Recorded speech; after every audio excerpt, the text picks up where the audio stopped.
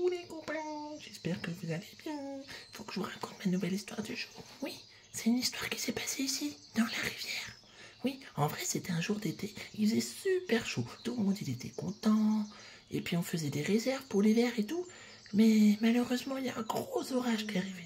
Un gros orage avec beaucoup de pluie qui tombait. Et quand il pleut beaucoup, qu'est-ce qui se passe dans la rivière? Eh ben elle monte, elle monte, elle monte. Et bientôt, tous les terriers de toute la forêt étaient inondés par l'eau. Alors tous les animaux ont dû s'enfuir dans les collines pour se mettre à l'abri. Et ils n'avaient plus de réserve de nourriture, plus de maison, plus rien. Ils avaient tout perdu. Ils se sont dit, mais que va-t-on devenir?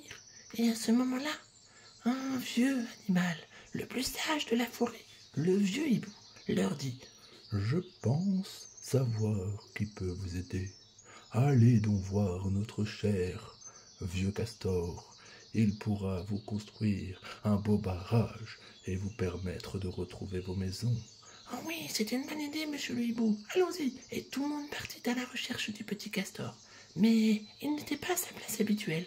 Ils l'ont cherché. Et au bout de quelques heures, ouf, le voilà enfin.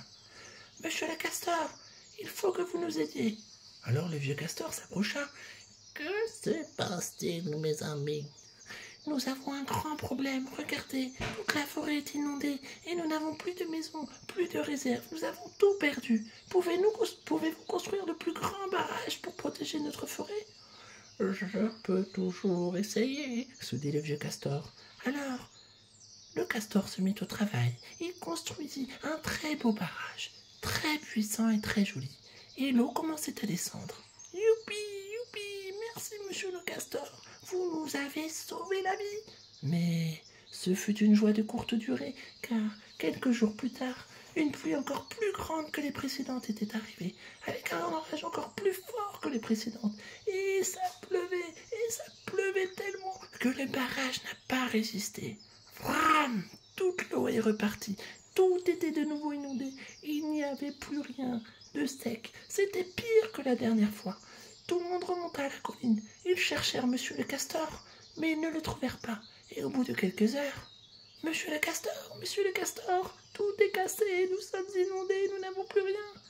Alors le vieux castor leur dit: Oh, vous savez, mes amis, je suis vieux et je n'ai plus autant de force qu'avant. Je n'arrive plus à faire des barrages aussi puissants, aussi costauds qu'il y a quelque temps. Nous allons vous aider, monsieur le castor, se dirent alors tous les animaux. Et tout le monde se mit à la chasse, aux petits branchages, aux grandes branches, aux bouts de terre, des cailloux, et tout. Et le castor, comme ça, il n'avait pas besoin de chercher partout. Et c'était beaucoup plus rapide. Et ils ont pu faire un barrage encore beaucoup plus grand, beaucoup plus beau, beaucoup plus puissant que le dernier. Et cette fois-ci, il résista. Et l'eau descendait tranquillement. Et oui, voilà, tout le monde retrouva sa maison, un peu inondée bien sûr.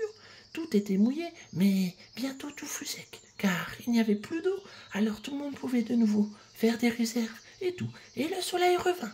Alors quand le soleil revint, ah, quelle joie! Tout le monde reprit sa vie. Ils purent retourner jouer, retourner faire d'autres réserves. Tout le monde était heureux, et tout le monde allait voir le vieux castor pour lui dire merci. Ils lui apportèrent plein de petits cadeaux, plein de belles choses pour lui, pour le remercier, car sans lui, ils auraient tout perdu. Voilà, merci à notre bon vieux castor. Merci à tous pour votre soutien et votre aide. Je vous fais des gros bisous.